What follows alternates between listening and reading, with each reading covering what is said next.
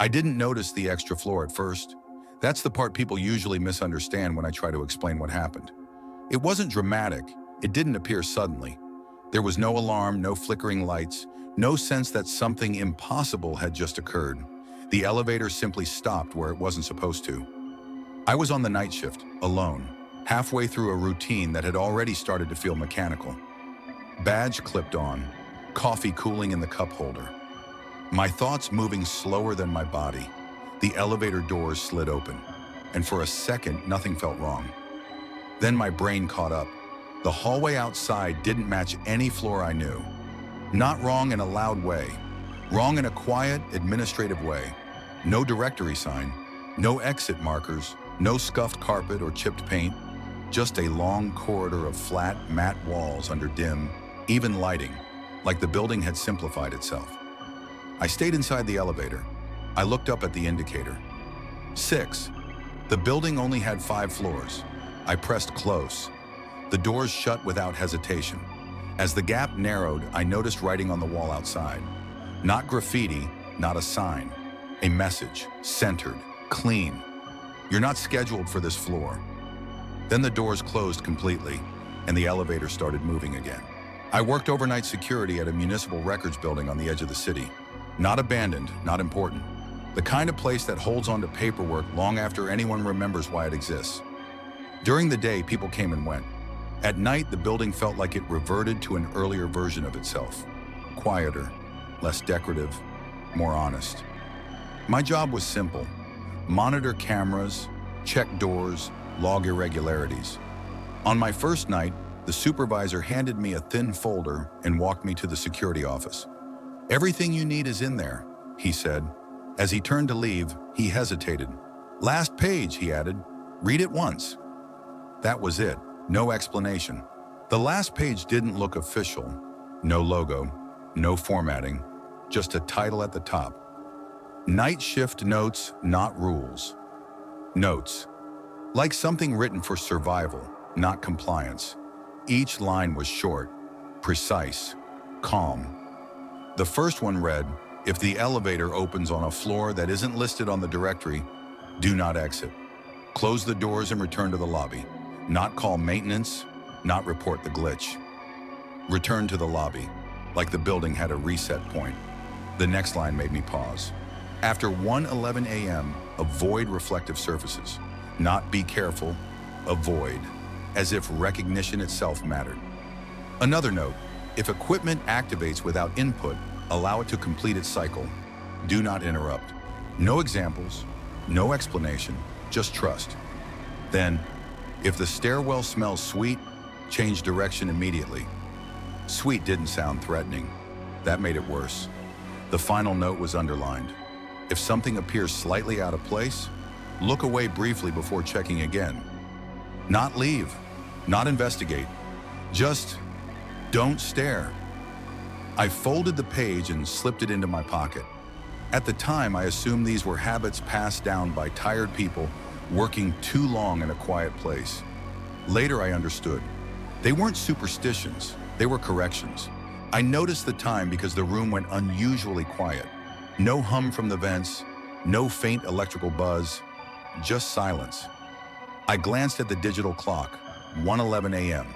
The note came back to me immediately. Avoid reflective surfaces. I hadn't planned on looking anywhere reflective, but the security office was full of them. Dark monitors, glass frames, polished metal. I kept my eyes down. Then I realized something was wrong. My reflection appeared on one of the inactive screens anyway. Not sharply, not clearly, just enough. It didn't move when I did. Not at first. Then, slowly, it adjusted, like it was sinking. I broke eye contact immediately. The silence returned. And for the rest of the night, I felt watched by something that hadn't decided what it was yet. A few nights later, the printer started by itself. The copy room camera showed nothing unusual. No movement, no power fluctuation. The machine simply began working. Paper fed through, one page, then another. I remembered the note. Allow it to complete its cycle. So I watched. When it finished, the room went still again. I didn't touch the pages, but I did read the top one from a distance. It wasn't text-heavy, just a single line, centered. This version of you is still active. I left the room without turning my back on the machine. That felt important. The elevator stopped again a week later. Same smooth deceleration, same quiet chime. Floor 6. The doors opened. The hallway looked identical to before, except this time, there was a person standing at the far end. They didn't move. They didn't wave. They stood with their shoulders slightly hunched, hands uncertain at their sides. The way I stood when I didn't know what I was supposed to do. I stayed in the elevator. The doors hesitated before closing, like something was testing the timing. Then they shut. I didn't breathe until the lobby indicator lit up. I avoided the elevator after that. I took the stairs until the smell appeared. Sweet, warm, comforting in the wrong way. The note was clear. Change direction immediately. I turned. Behind me, something shifted in the stairwell. Not footsteps, not movement exactly. Pressure, like space adjusting. I didn't look back. The phone rang in an empty office on camera. I logged it as a line test. The ringing stopped. Then the phone rang in my office. A phone that hadn't been there before. I logged it again. The ringing stopped. A new camera feed appeared. Camera 6, active. It showed the hallway and someone who looked more confident than I felt, practicing being me. A hallway light turned on by itself. Wrong location, wrong time. I looked away, counted to 5. When I looked back, the hallway was dark again, but the camera feed showed something else. The light hadn't turned off. It had moved. I quit the next morning. No notice, no explanation. The supervisor didn't argue. He just nodded. You figured out which version you were, he said. Sometimes late at night, I still think about that floor. Not as a place, as a process, a draft. And I'm careful now, around elevators, reflections, quiet buildings that feel too organized. Because I don't think floor 6 was trying to hurt me. I think it was trying to finish me. I didn't keep anything from that job. No badge, no uniform, no photos. I didn't even keep the number of the supervisor who hired me. I wanted the building to become one of those strange memories that loses weight over time. Something you can mention at parties as a weird experience. Something that turns into a story you don't fully believe. Then I got a message from an unknown number. Just 2 sentences. Hey, it's the new night guy. Did you ever feel like the building was correcting you? I read it 3 times. Because I had never used that word around anyone. Correcting. That had been the feeling. Not fear, not danger. Correction. Like I was an unfinished document, and the building had decided to make edits. I didn't reply, not right away. I stared at the message, trying to decide whether the strange part was the question, or the fact that he sounded like he already knew the answer. A week later, I ran into him by accident at the bus stop just after dawn. He looked exactly like I had looked after my last shift. Face slightly pale, eyes alert in a way that didn't match the quiet morning. He recognized me first. You're him, he said. Not you're the guy who used to work there. Just, you're him. I asked how he knew. He smiled faintly, then looked away like he regretted the smile. I'm not sure, he admitted. I just did. He hesitated, then said, Can I ask you something? Did you ever feel like I was being replaced? I finished for him. His shoulders relaxed, like hearing someone else say. It made the thought safer. Yes, he whispered. We sat on the bench watching cars pass like we were normal people having a normal conversation. But both of us kept glancing at reflections. Bus windows, glossy ad panels, without meaning to. Like our eyes had learned to distrust glass. He told me the job started normal. The first nights were quiet, routine. Then on the 4th night, something small happened that he couldn't explain. He found a coffee cup on the security desk. Not his cup, a paper cup with a stain ring at the bottom, the kind that's been set down and picked up too many times. Inside was a smell he recognized instantly. My coffee order. Same cheap brand, same burnt sweetness. I never told anyone what I drank. He said he stared at that cup for a long time, feeling stupid for being unsettled by something so ordinary. It felt like the desk already had a preference, he said, like it had been waiting for me to drink the right thing. He didn't touch it. He threw it away. And an hour later, another cup appeared. Same stain ring, same smell. Like the building didn't care about the container, only the ritual. What finally broke his "this is normal" mindset was the camera system. Not because it showed something impossible, because it showed something personal. One night while scanning the feeds, he noticed a label appear on one of the channels. Not typed by him, not part of the building's interface. A small overlay in the corner. "Good job, Nate." He told me his name was Nathan. Nobody called him Nate. He didn't correct it. He didn't type anything back. He just stared. Then the label disappeared. A few minutes later, it returned on a different feed. "Too slow, Nate." He said it felt like the building had an opinion about his pacing. Not just monitoring, evaluating. And then the strangest part, he checked the logs because that's what security people do when they're trying to stay rational. The logbook already had entries, not his handwriting, not the supervisor's. His name was written in clean block letters like it belonged there. Nate shift continuation. Continuation, not new hire, not replacement, continuation. He started noticing the same hallway repeating. Floor 2 corridor near storage. He'd walk it once and see a crooked "no smoking" sign. Walk it again 10 minutes later and the sign would be straight, like someone had corrected it. He'd notice a scuff mark on the tile. Then it would be gone, not cleaned, erased. He described it like walking through a document that someone kept saving over. "I stopped trusting what I'd already checked," he said, "because it didn't stay checked." And one night after doing his rounds, he returned to the security office and found the chair slightly adjusted. Lowered, tilted, as if someone else had sat in it, someone who was shaped like him. He said the building had a sound, not a noise you could point to, more like a rhythm, a low hum in the walls that changed depending on what he was doing. If he sat still too long, the hum thickened. If he moved, it eased. It made him feel trained, like a dog hearing a tone. And then came the first night he heard it clearly, an actual sound, not just a feeling, a soft, repeated tapping in the ceiling above the security office. Not pipes, not water. Tapping that followed his actions. He stood up. Tap. He took one step toward the door. Tap, tap. He sat back down. Silence. He laughed at himself because what else do you do when reality starts behaving like a game you didn't agree to play?